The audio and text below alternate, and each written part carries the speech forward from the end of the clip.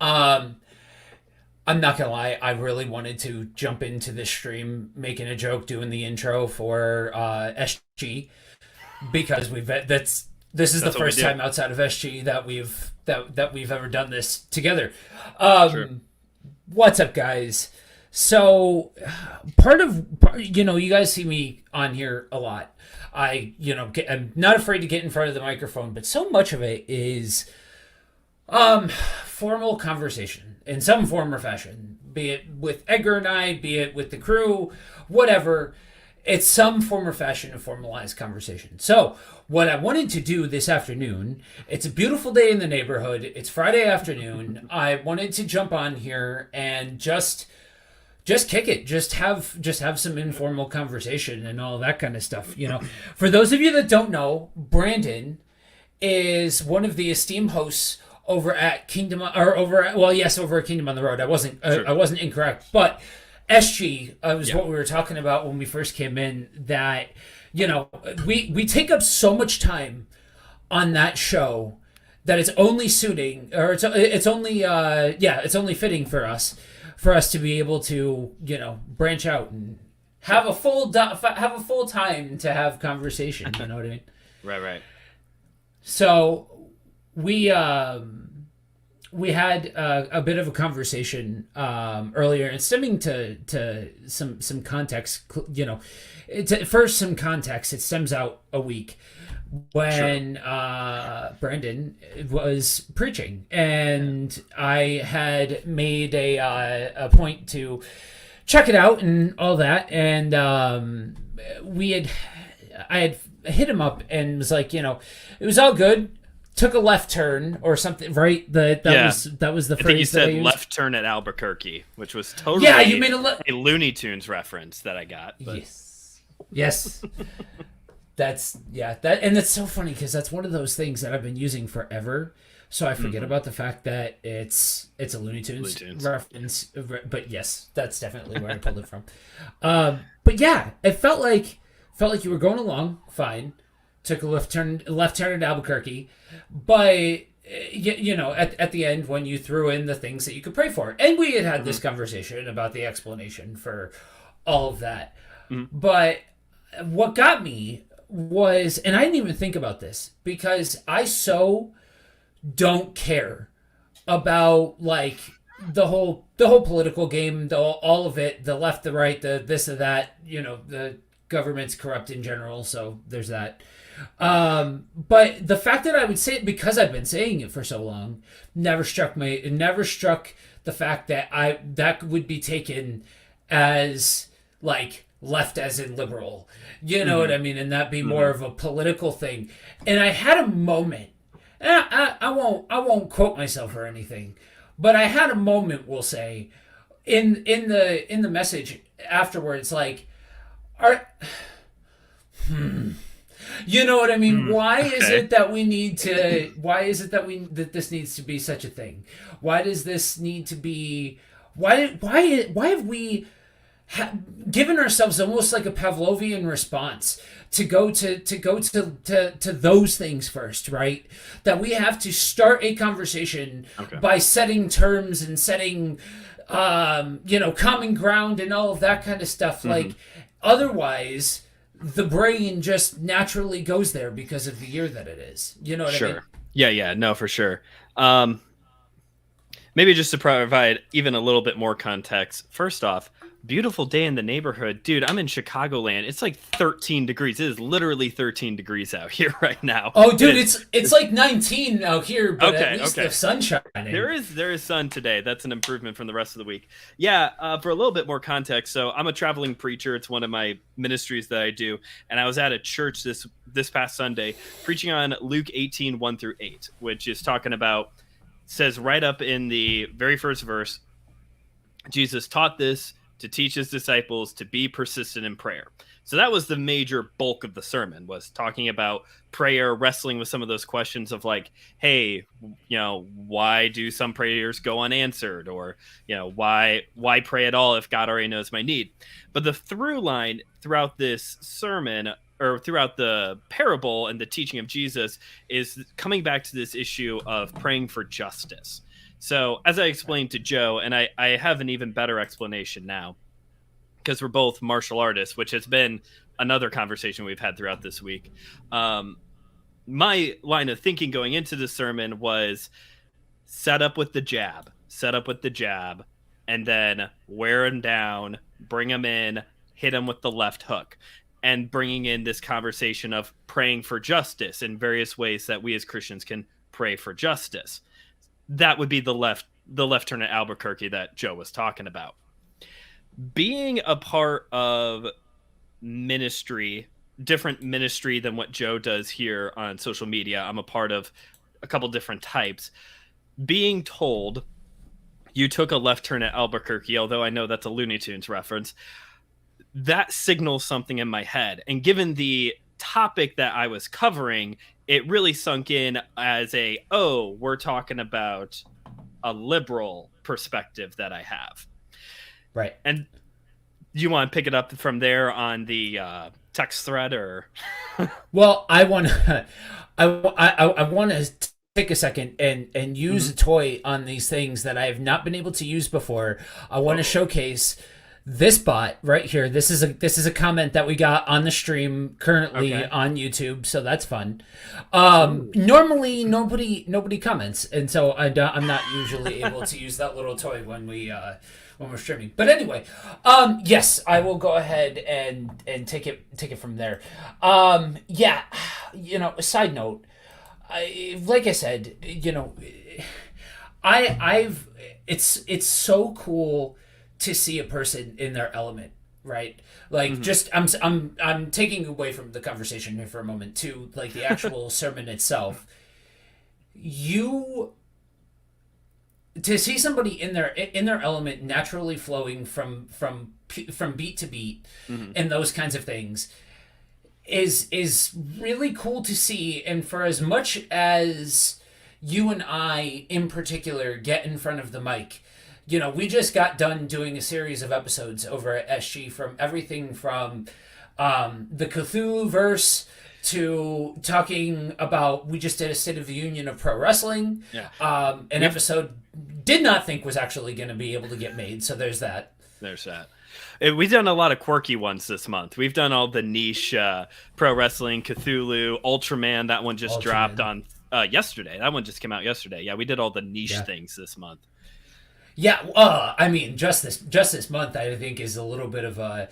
I mean, we were also the ones that did the horror episode and so on, but and to see how natural all of this comes to you, to see you up on the stage and up in the pulpit specifically, was pretty cool to see. Like, it's just, there was a natural comfort that came, even though you were talking about things that maybe were less than comfortable to talk about, what I mean, for some people to hear, or for some people to speak. That's not the first time I've preached that sermon, so I have been a little bit in a rhythm of being able to hit that mark of, hey, let's pray against racism. Let's just say what I said. Right. And if you want, I'll share. I have a podcast of my own called My Seminary Life, and I can share the link for that sermon over on the Facebook page if any of you want to check out the full context. It's a nice little church. I'll actually be back over there in next month for sure. Nice. But yeah, I've been doing Pulpit Supply for 8 years now, and pre-pandemic, going into March, I was preaching 2-3 times a month, even consistently. And I have a communications minor, and I was that weird kid in high school who actually enjoyed his public speaking class. So I'm super introverted. I can't do parties at all. It's super uncomfortable for me. And even doing this is a little bit still like something I'm getting used to, but being on stage, being in the pulpit, that's different. I can't explain how talking to a large group is different than me, at a party, and I can't talk to anybody, but there is something that works in my brain better being in front of everyone. Yeah, this didn't even come like being in front of the microphone, especially live, all of that kind of stuff. That none of that necessarily came naturally. I got my start under Justin and Tom on Biblical Chili, sitting in on their show and getting a chance to sit kind of in the back of the room, in the proverbial Okay. back of the room, and get every once in a while I would chime in and say my piece and all that kind of stuff. But I was way more quiet. But I sat there and I watched Justin, and I, more and more came out of my shell and all of those kinds of things that, like, I have to force myself to engage with people like that. To me, this is more about, like, this I equate kind of like lifting. You know what I mean? Like, in a certain regard, and this is partially because of how I became a Christian and that how quick Buddy Walk with Jesus started, that I've worked out my theology in front of this microphone. I've grown up, Okay. per se, I get in front that. of the camera. You know what Sure. I mean when it comes to being a Christian. So, to me, A, hamming it up in front of the microphone, but B, being able to have therapy with people from all over the world Sure. is certainly something that has helped tip in those regards. You take it out of that and into people, I am still learning. I am still a 14-year-old boy. I am all thumbs when it comes to dealing with people, especially the larger the number of people. That's yeah. why I joke that Kingdom on the Road is kind of like inversion therapy for me. You know what I mean? Little bit is a little bit for me as well. Yeah, yeah. But so you had said that, and getting back to this conversation, I'm like, all right, there's just so much to what you just said. And like, I thought, and I'll say this, I don't, for those of you that don't know, if you have come here, especially if you've come here by way of Buddy Walk, you've heard me say time in memoriam that I will proudly state that left and right are just terms that are designed to keep us separated. That the whole thing is a giant work. That we live in a time that we need to identify ourselves before. It's like to me it's kind of like back in old times where you had a hailer. You had the person who would come into the room first and give the grand, Prince so-and-so has entered the room. I feel like that's what we have to do with making sure that we're on solid ground. It's insanity to me that that's something that we have gotten to the point where we have to hit all of the points. Otherwise, the ground is rife for misunderstandings and nonsense and garbage. You know what I mean? Yeah. Yeah, no, I totally get that. I have been in that boat myself for years, Right. now. Going all the way back to maybe my college days. So we're talking about 10 years. About 10 years ago. Processing that one. About 10 years ago when I was in college, and I began realizing that a lot of my peers and it's not that we had different theology. I've never been in like a very liberal theology camp, for those of you who follow these terms. But what I noticed is that my peers were all about the Johns, Calvin, Piper, MacArthur. Like that was kind of their thing. It's a weird through line we have here in Christianity. They were all about those guys. I was over here and I'm exploring. Actually, my big guy, Joe, fun fact, my big guy that got me into ministry, Billy Graham. I was a Billy Graham guy for the longest time. But then slowly started branching out, getting into John Eldridge, R.C. Sproul, trying to think of anyone else who was real influential early on. Bonhoeffer, even guys like Soren Kierkegaard and Immanuel Kant were two of influences as well in my reading early on when I was in college and kind of forming my theology there. Just like this completely like other category while everyone else is kind of staying. And there's nothing wrong with Calvin. There's nothing wrong with most of Piper. I know.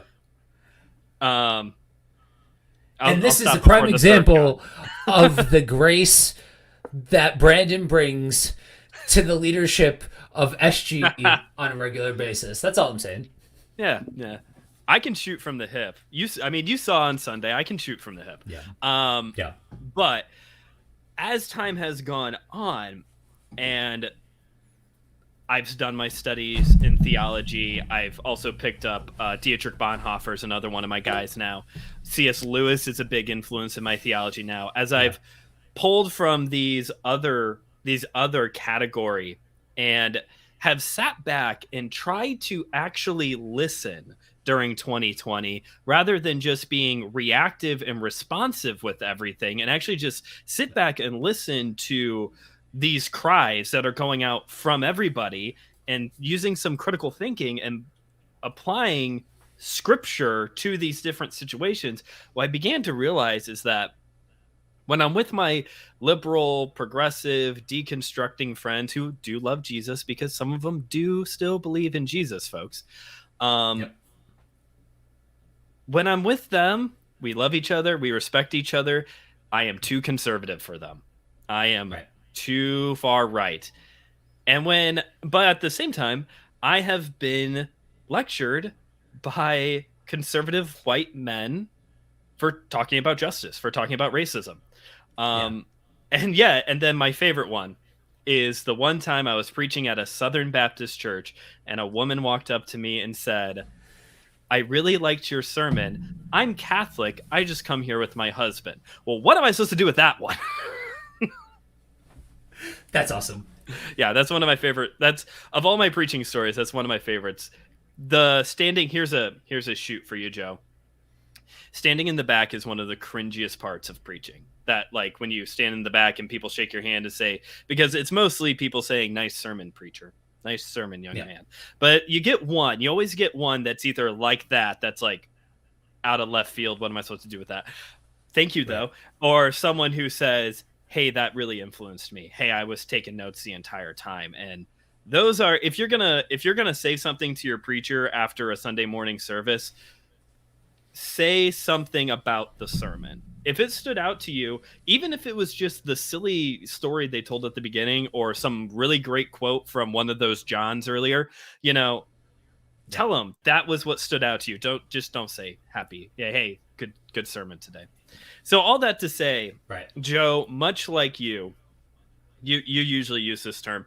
I feel like I've been on the island of misfit toys, theologically speaking, for most of my adult life, most of my ministry.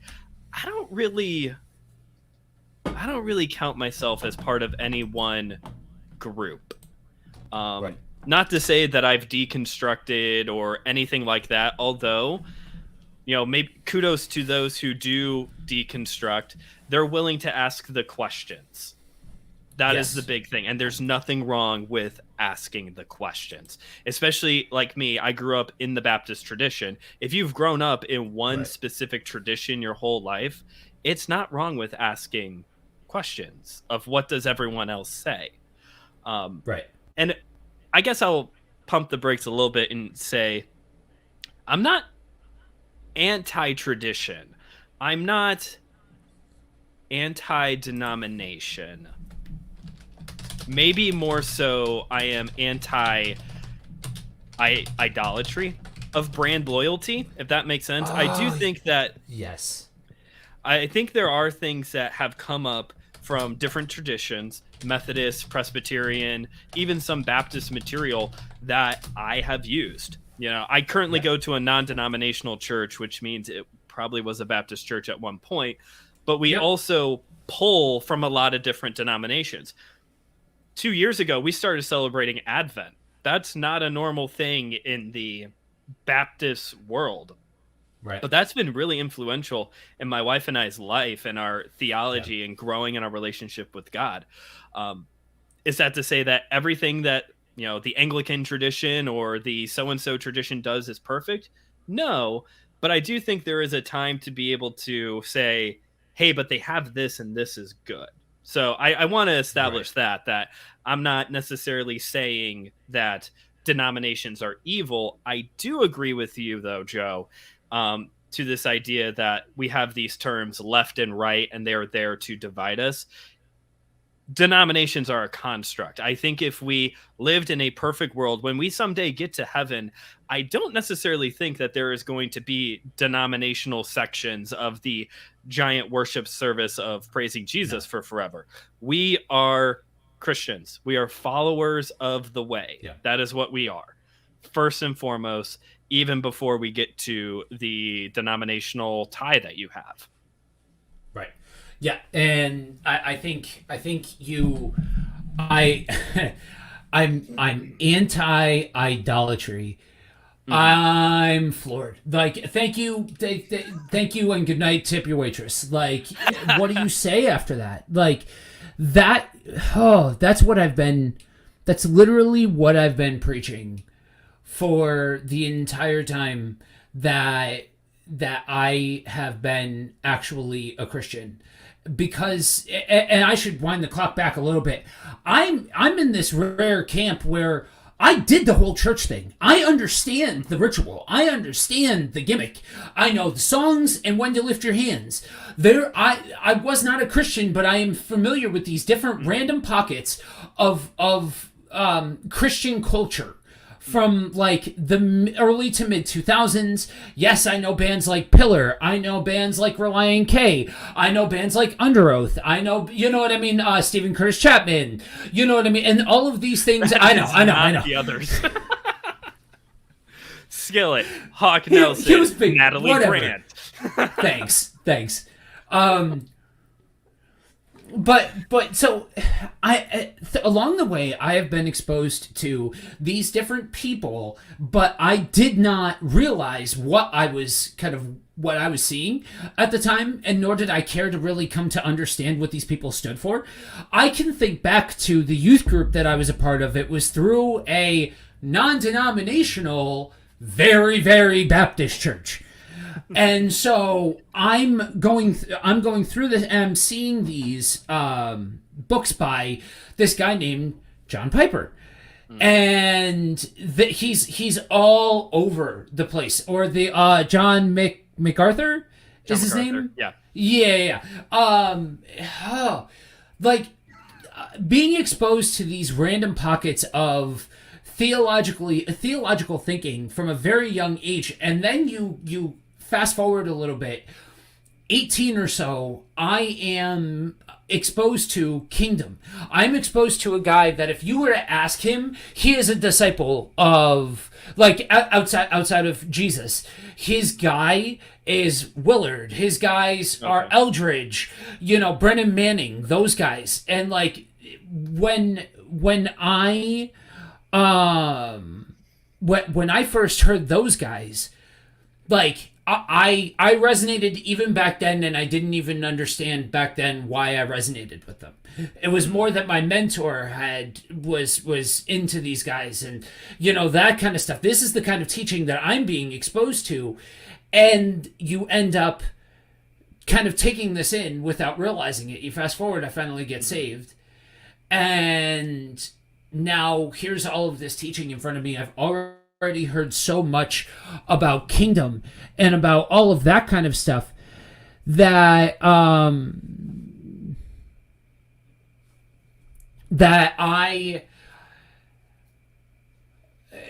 am hearing and implementing and allowing my theological muscles to get trained in this kind of camp, because to me, Kingdom and person and personal relationship and all of those kinds of things, to me, God doesn't make sense without that. Otherwise you have an all-knowing creator God that is detached from its creation, and its creation screwed its own pooch, and now what are you left with? Now you're left, you can't unring the bell of hell. And if you don't have choice in Kingdom and personal relationship and all of those kinds of things, I can't square that circle. Not for me. Other people can. That's fine. Yeah. But so to me, it's always been about the relationship. I've seen how easy it is. You can have literally everything else without having God. You can literally have the rest of the stuff and the bells and whistles and all of this stuff that and not have any kind of relationship there. So to me, the second that you introduce anything, if you're quick to talk about fear, like, oh, okay, just putting it out there real quick, just a small little caveat. If Sally Jane is driving down the road and she's wearing a mask on her face, and like the full and proper way, not a chin diaper, uh, and is wearing it fully across their face in their car by themselves, I would rather take that than not. You know what I mean? Like, that is somebody who still wants to be safe. We don't need to point out fear. We don't need to point to that and say, you're scared. Whatever. Just love on them rather than calling it out. Like, okay, is it necessarily the most high contact time? No, but I dovetail to say the same kind of thing that I would say to anybody who needs to put Jesus in a political box. It's insanity to me that we have these different things that you can almost tell that it's evidence to me that the identity part has started to go off of compass, right? We're off piece at this point. And I'm finding this through line of people that qualify themselves as the misfits of the crowd.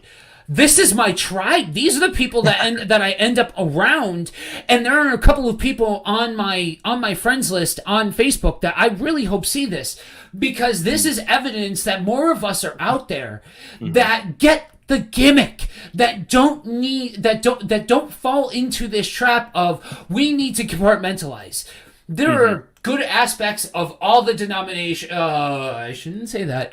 Many of the denominations have some kind of good aspect to them. It's almost like they're all born out of the same spot. We just need to stop with the tradition, and you end up in this point of view of, here's my theology, right? Here's all of these guys that have brought together my theology and all of those kinds of things.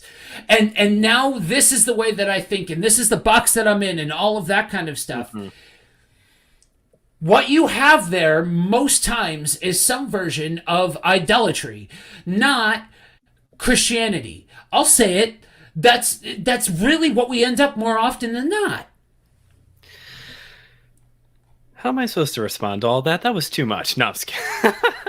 I do want to say, one of our mutuals here, Josh, the creator of SG, we have had this conversation off air as well before, and he feels the same way too, of like, I don't know where I fall. And the best part about that is that Josh is like, his whole gimmick is the whole church podcast of like bringing together all these different denominations to have these conversations of like, so what makes you tick, and how do you speak into this area of our faith?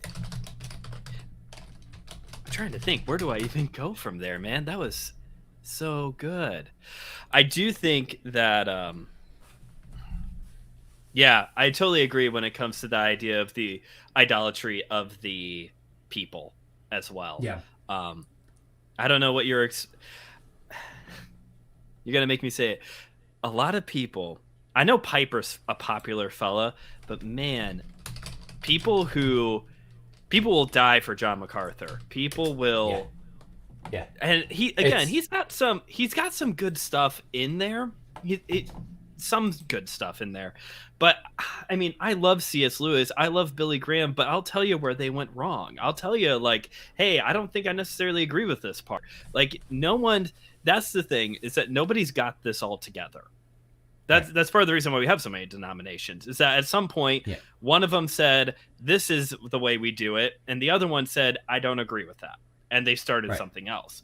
I mean, that's how we get so many of these different ones. That's how we have division, going back to the reason why I don't think that there's going to be denominations, that's a result of the fall when we get to heaven, because it's just a sign of division over and over and over again. This concept of fear and the politicalness behind so many people's theology now, We Yeah. we were just so happened, seriously, a providence thing here, Joe. Our church during the election of 2020 Mhm. was in Romans 13 and 14 and Nice. 15. We started the book of Romans in 2019. And Right. it just happened to line up that during an entire year that was basically a decade worth of events that happened. We're getting into like one of the hottest the hottest political season that I can at least remember. Yeah. I'm a young guy, but the hottest one to date for me. And we're getting Oh, for me into, too. yeah, we're getting into this, Romans 13, 14, 15. And one thing that my pastor said, completely not political, but it makes so much sense why we have these issues now. One of the reasons why we have these issues now is because most Christians don't have tiers, like levels, when it comes to their theology. And I know on the outset that sounds bad. Like we're Right. supposed to believe everything across the board with equal value. Here's the thing though. Jesus, yes. Yeah, you got to have death, burial, resurrection, incarnate, Son of God, perfect, Lamb of Yeah. God for my sins, reconciling the broken relationship that we have between us and the Almighty Creator. You have to have that. And Yeah. you work your way up on some of the other theology, but really, you shouldn't hold everything to the same level.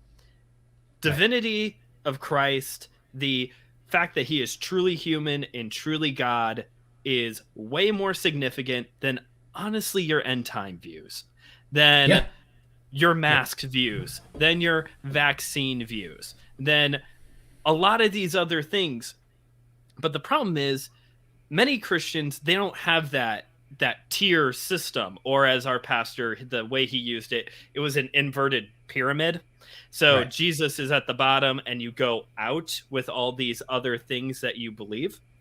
Yep. Most Christians don't have that. They hold everything within one tight fist. This is everything that I believe. It's right here. It's all equal. It's Right. all right here. And that's how you get these people, these brothers and sisters of Christ, who suddenly then, the mask mandate Yeah. is XYZ. And Right. they're able to somehow still tie it back to, and this is a salvation matter. Because that's the thing. It always manages to get tied back to A plus B equals C. If you do this or you don't do this, it equals you're not a Christian or you're not a good enough Christian. And I really think that's not I think it's people come to this with this mentality of like, I'm going to do this and have all of my theology like rock solid right here. This is what I believe, all at the same level. Like they're trying to impress God. That's judgmental of me to say, because I don't know their true heart intention, but that's how I perceive it. Is like when somebody's got this all to, everything's in one big clump.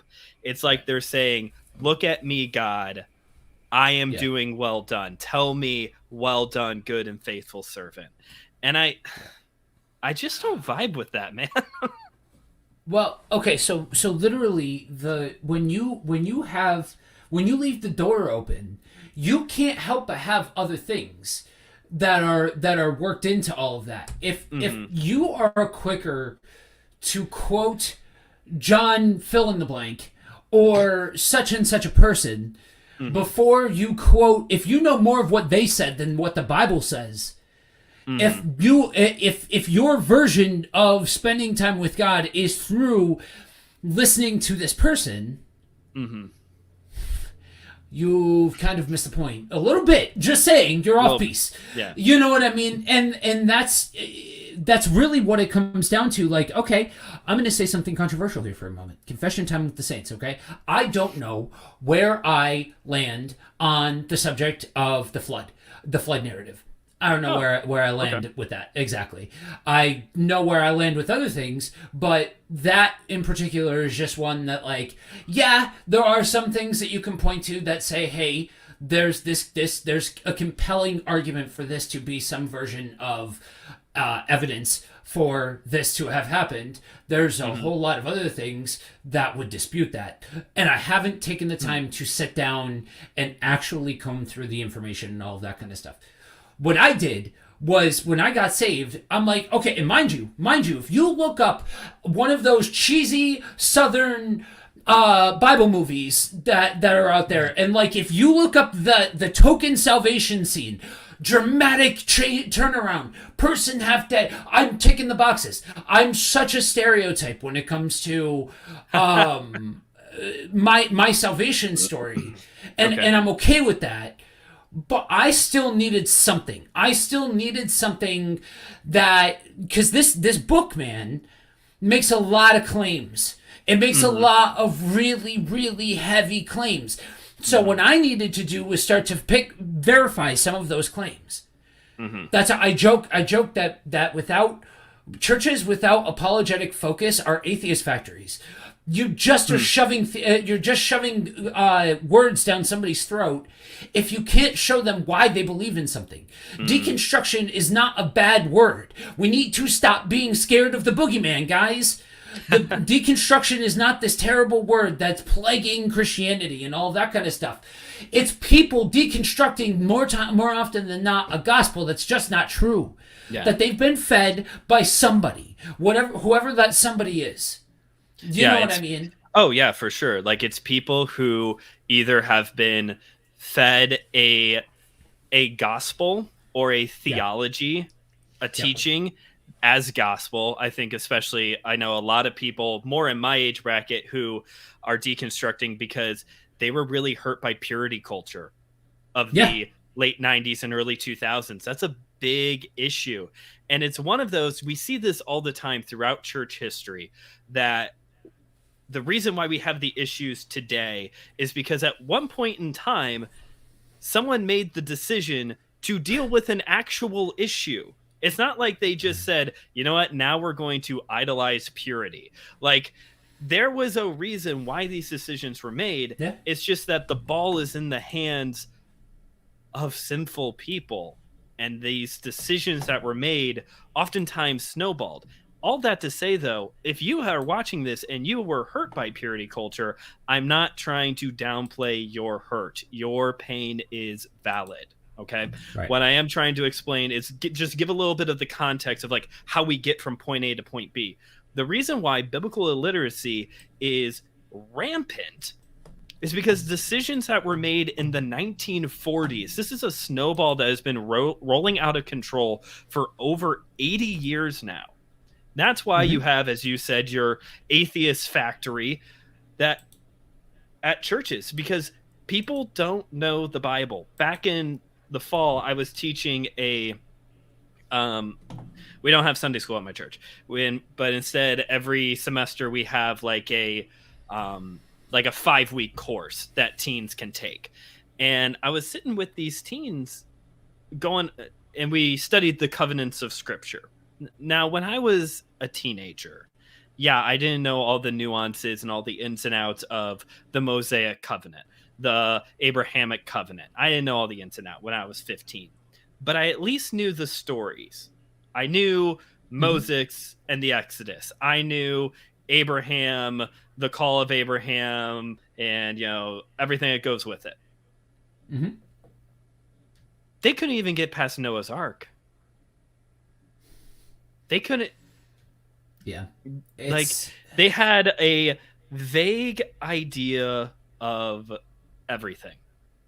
And right. it's because, and like, y'all, I work with the youth ministry. And if you can't tell, I kind of care about this stuff. So it's not like I'm trying to water down and spoon feed them this stuff either. Right. But it's because there's not an area, there's not a ministry that is actually getting, okay, Genesis 1, go. And we Right. just walk through it. Yep. Excuse me. There's not that in the church. And so, even though we can acknowledge this issue, because Joe and I are famous for being the old men who yell at the clouds, we can Yep. acknowledge this issue and actually make a step, try to take steps to address this issue. Right.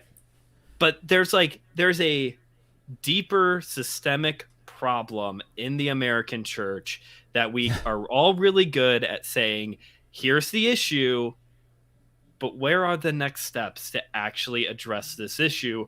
Or is this snowball going to continue to roll out of control? And that's something that I have noticed myself, and it's been very interesting getting to know you, because again, guys, Brendan and I've met back in October, right, of last year. That's when we really started. That's when we started the show. Yeah. Right. So it's not like we've known each other for an incredible amount of time. We just happen to do 90% of the episodes for that show together. So we've done this a lot. But it's been very interesting getting to know you, because you have a lot of the same kind of passions that I do, just your focus is on the youth. Your focus is on the next generation. And that's awesome. We need more people looking towards the next generation and all of that kind of stuff. By virtue of what I've been around and things like that, my ministry has predominantly been within the church, within its people, and seeing. And part of this is, I'll be the first one to admit, I had to come to this point of admitting this, but there are times where I take it personal against the prosperity gospel. I have had targeted. Oh boy, look at this. Hey, we got two. Oh, We got two of them, man. We are doing. I'm leaving this one up. I take it personal with the prosperity gospel, because when I came into this whole thing, I'm a serial entrepreneur. I love startup culture. I am driven. I came from a whole empire of success of starting businesses, selling all of those kinds of things. Like, I had seen and tasted success before being a Christian. So for somebody to come in and be like, listen, bet you can have all that and have it all in a nice God flavor, I'm like, sign me up. They had me hooked like a mark, man. Like, that's the first, like, wrestling was real to me again, and that kind of thing. Like, so to me, it's so funny that I can throw in these little wrestling. That's when you know you're a real wrestling fan, is when you can drop those terms. Just in fluid conversation. Yep. And the best part is I've inadvertently taught my wife how to speak Carney because of how many terms that I use and things like that. But so, to me, it's so easy for me to get caught up in taking it out on them and taking it out on these false gospels and hunting them with purpose and veracity. You know what I mean? The problem is that eventually where you get to is the destination of, guess what? We are all sinful, and we are all going to mess this thing up at some point in time. Like you said, that's why we have denominations. Not every denomination is evil. Not every offshoot is evil. Do they have everything right? None of us have all of everything right. And that was really that's been the turning point for me, of realizing that I went so far down this rabbit hole. I didn't spend 2020 rationally sitting back and listening to everybody speak. I got rowdy with everybody else because things made me mad. Things pissed me off when during that time. I was feeling a whole lot of things about that particular period of time, let alone the things that were going on within my home. Sure. And have so go ahead. Oh, I was going to say, have you seen American Gospel, the documentary American Gospel? Yeah, that's a good one, man. I enjoyed that a lot. Not all of those kinds of pieces are equally made, but I thought that one was good. I would even say that I enjoyed it more than listening to the totality of The Rise and Fall. I still haven't listened to that one, to be honest. There's a little bit of it's the trend of the week thing for me with that. Right. Like, I'm sure it's So- great, and I heard it's very high quality by way of the stuff that we do.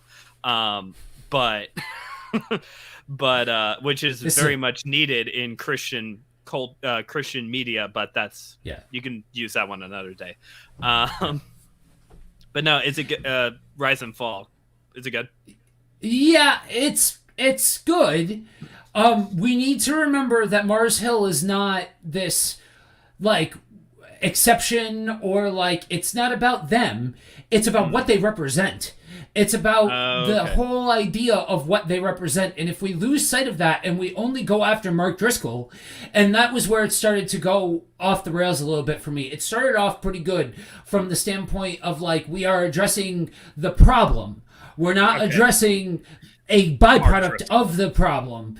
And then eventually it became about Mark Driscoll, just his exploits and all of the things. Don't get me wrong. Again, like you said about purity culture, if anybody happens to be watching that was in some way, shape, or affected, but way, shape, or form affected, easy for me to say, by Mark Driscoll, by that church, by all any of that, I'm not trying to belittle what you've gone through. There's a lot. The church hurt is a horrible thing.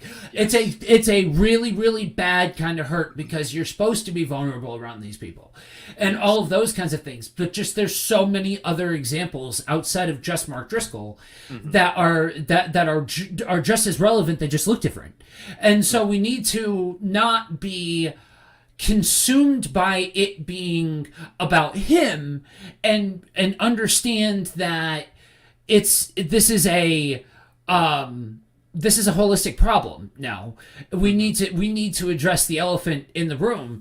And the more I go down this road, it's funny that you had made the comment about the Catholic woman that came up to you.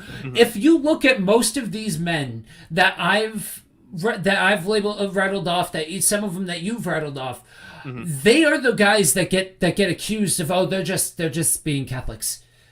Like they're just isn't what you're teaching just Catholicism? I'm not sitting here saying that I'm a Catholic. I'm not sitting here saying that I totally agree with Catholicism. I don't totally agree with any of them, including non-denominationalism, which is in fact its own denomination. That's not what I'm saying. Dude, but there's got to be a common thread, and that's the thing, right? I don't know if I've ever said this with you, but I've said this a lot. I do not believe in chance, luck, or coincidence. I believe in God and statistics. That's what I believe in. God and statistics. I like that. You must really like V for Vendetta then, because that's a big theme in that one. Yes, I am a very big fan. I also grew up during the age of Anonymous. And I was in the IT security field during the time of Anonymous when they were big. I know they're still around. Don't target me. But that's, but I'm talking about when like they were at their peak. All of that kind of stuff. So that was kind of the way that I was introduced to that. I actually didn't know that it was like there was any other adaptation of it other than the movie for like the longest time, until somebody smartened me up. Good. I'm glad they did. Yeah. Alan Moore's because the book or the movie is not the best version of it. I know that's a controversial topic or a controversial statement for some, but I don't, as in most things. But anyway,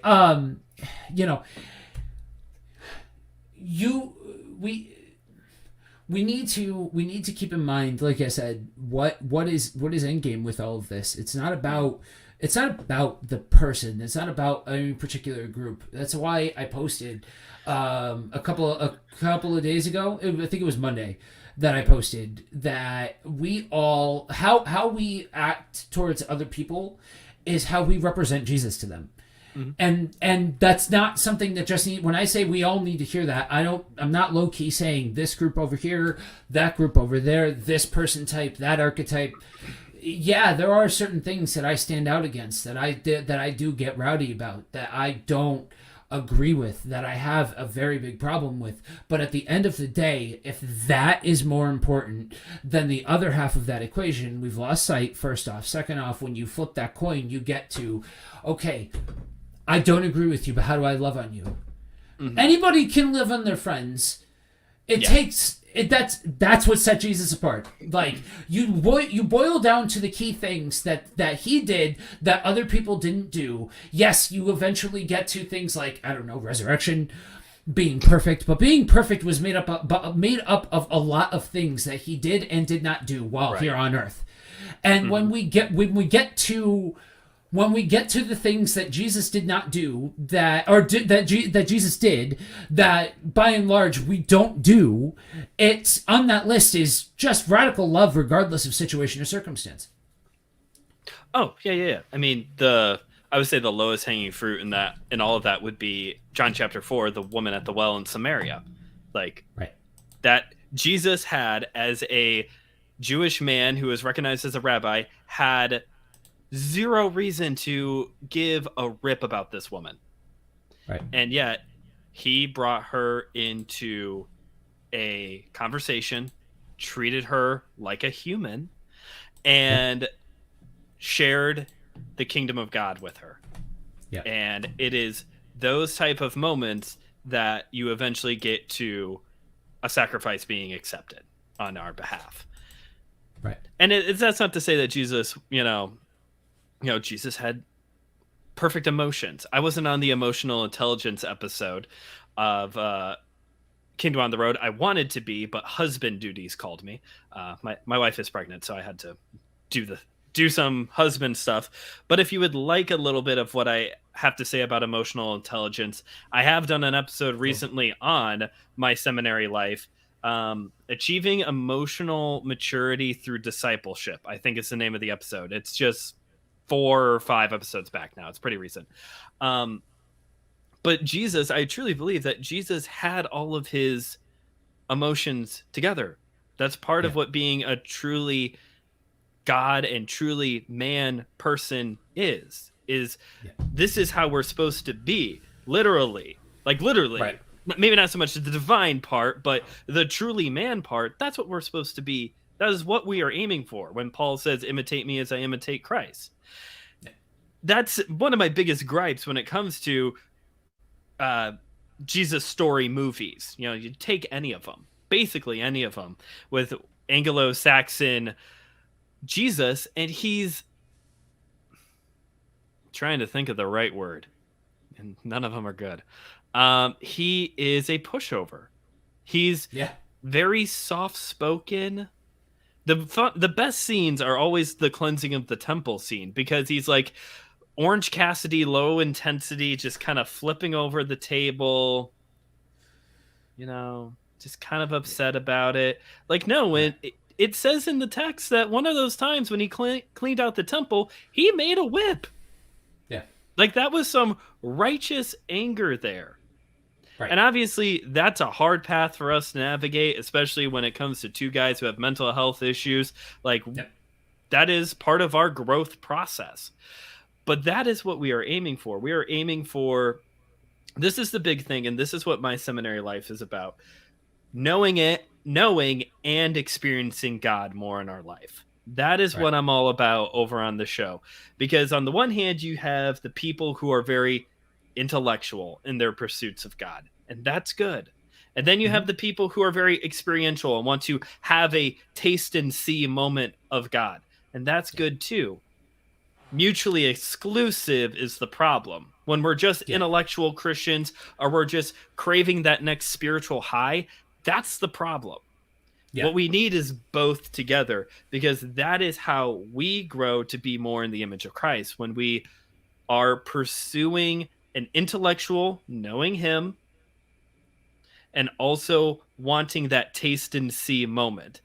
There's a lot of people out there who will give you the intellectual, which is so... Then the baffling part is, of course, the fact that biblical illiteracy is so rampant. But there's plenty of people out there that will give you the intellectual part. Yeah. The experiencing part, the good ones, they're hard to find. But it is a lot of the guys we've been talking about. It's John Eldridge. It's Dallas Willard. It's those... Larry Crabb, not a big fan, but he would be part of this conversation of guys who want you to experience, who will encourage you that in the dark night of the soul, you don't see this as God being mad at you, that God has forsaken you, but that God is with you in it. And Yeah. he may not pull you out of it, which is a terrifying thought, but he's there with you. And that's what truly matters, is that God will not forsake us. Yeah. And you get there, but when you get there, it's daunting in certain regards. I'll be the first one Mm-hmm. to admit. I am not the biggest fan of commingling with other Christians because theology tends to get in the way. You know what I mean? Sitting there going toe to toe about theology and all of that kind of stuff when Mm-hmm. so much of what is needed right now is just radical and ridiculous love. But when we step up to the plate with these things that make us angry, and I hear so often, but Jesus got mad too. Yeah, here's the thing about Jesus: he was perfect. So let's start there. Mm-hmm. Start there. Um, but and you realize that you're not, and 9.999 times out of 10, because there's an exception to every single rule, you're not doing the same thing that Jesus would have done. It's not like you've Mm-hmm. somehow gotten it, perfect, like Jesus got it perfect, or have your emotions completely in Sure. check as Jesus had his emotions completely in check. Mm-hmm. So the likelihood is that you likely are not, that you are probably in the sinful territory of reaction and things like that. Mm-hmm. And that's something that's why grace comes in and all of those kinds of things. Mm-hmm. But the thing is part of that is that we have the access to the mind of Christ. As we Mm-hmm. engage with God, we have this ability to be able to become more and more Christ-like. That's the thing. So, like, moving forward towards the goalpost is also very, very important. Effort is not the same thing as works. That's the thing. Like, we need to be growing these muscles and things like that. This is not about doing the work. It's not about you have to know this and you have to be this kind of intellectual and you have to read the X amount by X amount of time and all that kind of stuff. It's not about that. It's about the fact that as we engage with God, there's a cause and effect sort of thing that happens. There is an if-then statement. If you engage with God, if you spend time with God, if you grow in your relationship with God, then you get Matthew 5 through 7. Then you get the Beatitudes. You get the byproduct of these things, and that's when you start to see growth and maturity and all of that kind of stuff. But it is a maturation process, but one that we have to go through. There's people that sit on both sides ready to grab people. Like, you don't need to do this, you don't need to engage, all of those kinds of things, or you just need to sit there and it's all about what you do, like you were talking about before. It's like you're paying alms to God with, look at everything that I've done, look at all of my goodness, look at all of my righteousness and all of that kind of stuff. That's part of why I low-key prefer reading about Peter than I do about Paul. I know for a lot of Christians, they're Paul guys, and I get that, whatever. It's fine. But for me, when you look at character growth, there's just so much character growth that you see within Peter.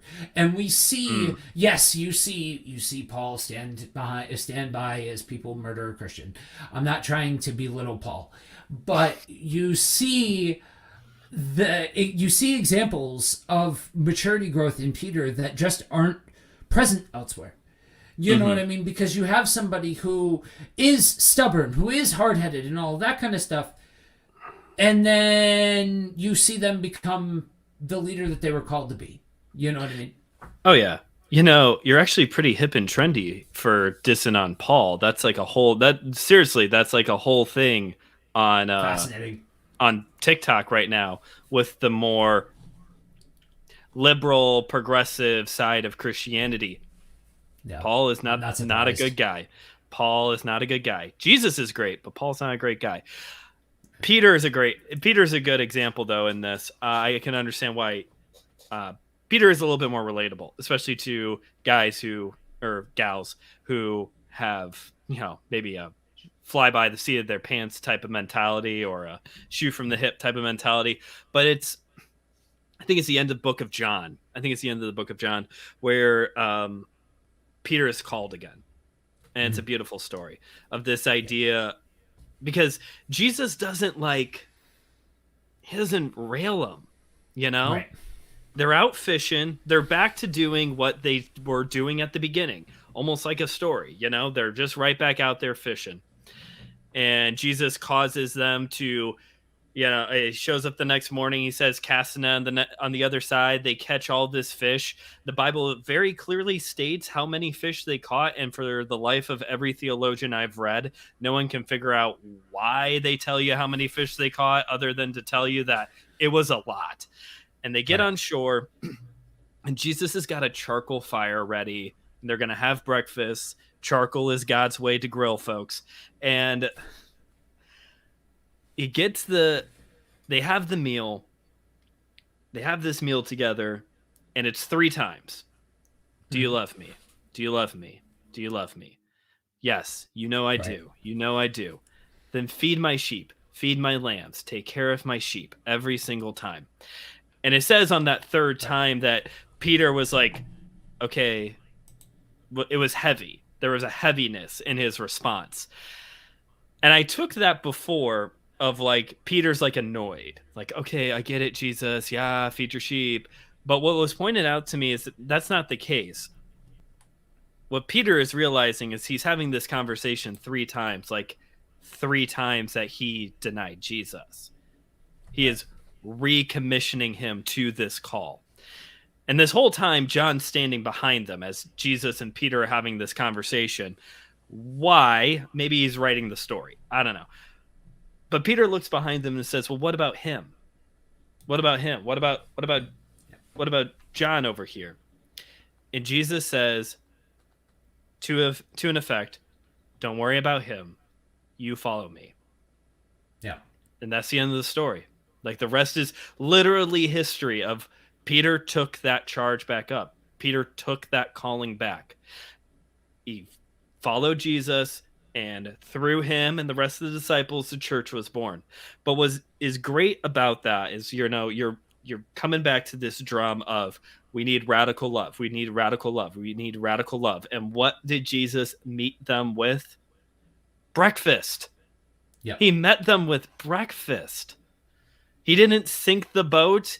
He didn't cause them to catch no fish. He didn't rail Peter for his decision. He met him with love. And the rest is history. And we need some more of that. We need some more radical love. We need the mind of Jesus. We need emotions that are pure. We need sanctification. We need so many things, but we definitely need some more love right now. Which is why, going back to all the way at the beginning, I wanted to make sure it was established that I don't hate denominations. I've got friends who go to, I've got a great client at work.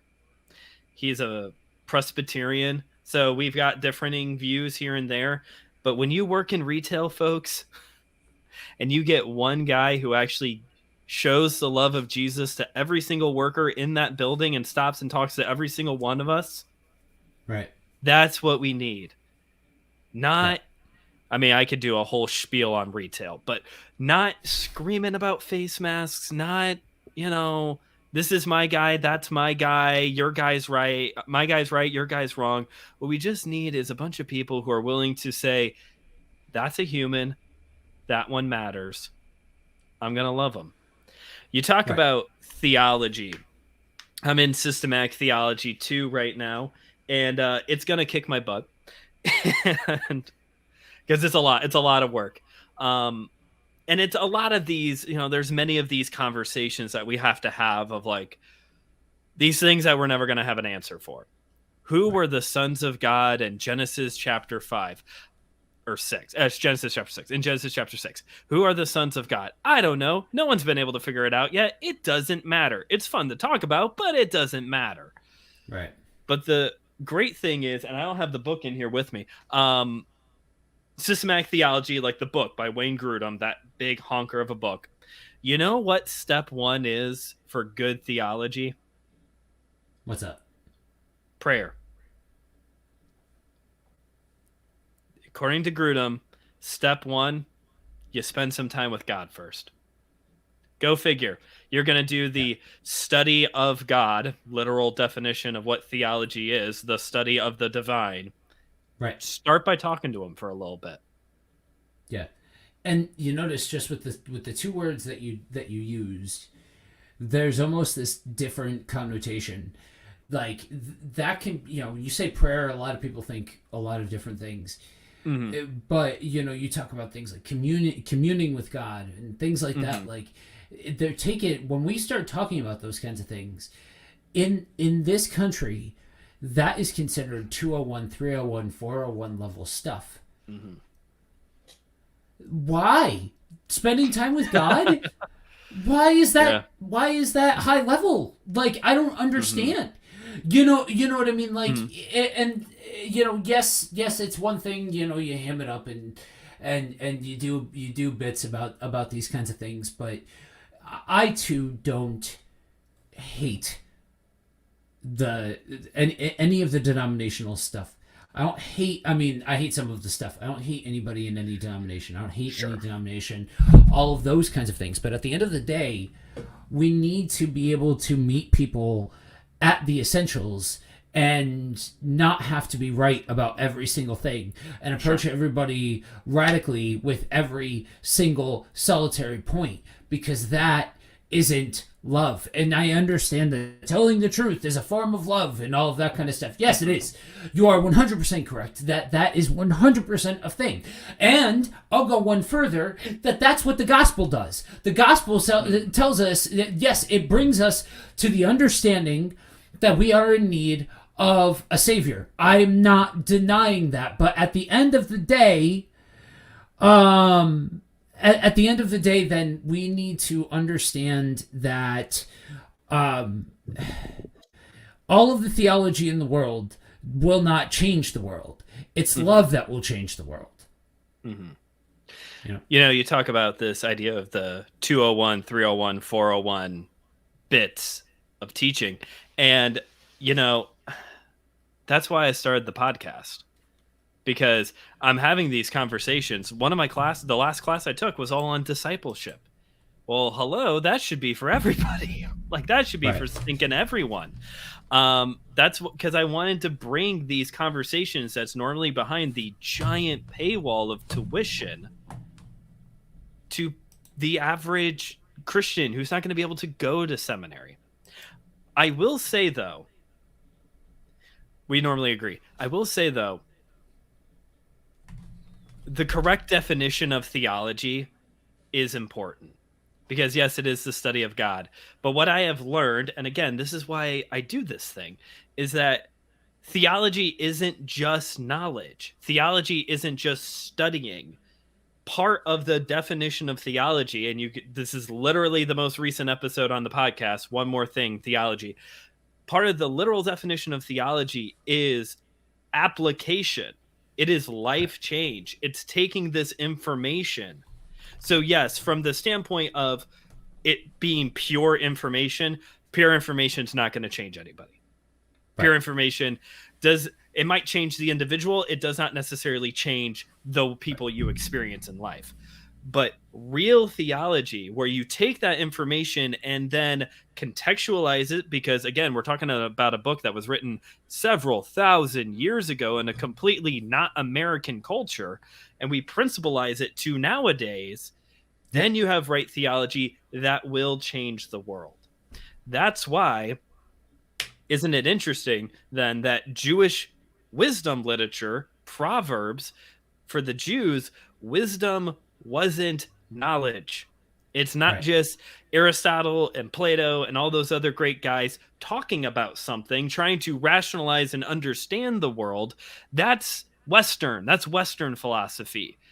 Middle Eastern, Jewish philosophy, like the Proverbs, it's life application.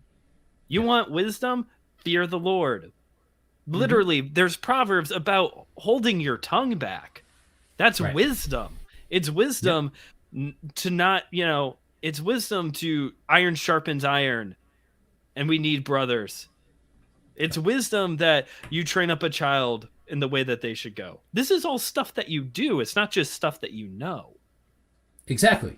Exactly. It's like, life goes beyond the page. Like I've made a lot of comments over the years about culinary school graduates, because you shove these kids out into the workforce, and they're full of hopes and dreams that haven't been killed yet, and they think that they're chefs.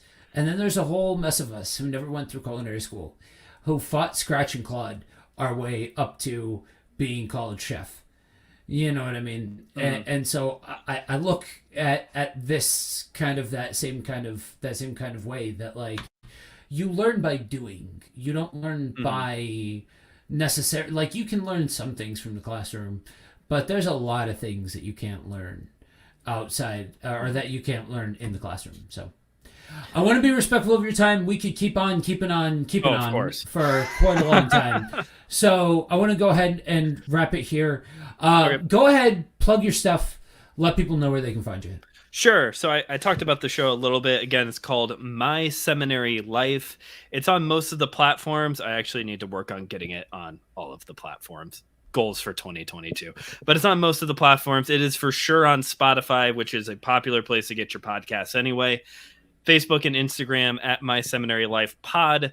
I'm also on Systematic Geekology. You can find them on all the platforms and the socials. I hang out with Joe here on Kingdom on the Road every once in a while. So if you found this, I don't have to tell you how to find it again. And you can follow me if you just think I'm an interesting person on Instagram at just.brandon.k, or on Twitter, just_BrandonK. But I'll warn you, the stuff on Twitter is weird. Like I tweet along with wrestling shows, and I like send out vague gifs about stuff that I just recorded for Geekology. So, you just gotta, the Ultraman one is a gif of Ultraman spinning a dinosaur around. It's great. That's fantastic. So yeah, but thanks for bringing me on for a little impromptu hangout. Yep. I wish we could do more of these. Maybe we will in the future. I know you want to do more. I know you want to do one on Scream. That might be more for Geekology. Yes, I am very excited to do one about Scream. So, all right, guys, we'll be back tomorrow night with an episode of Kingdom on the Road. And until next time, we'll catch you later.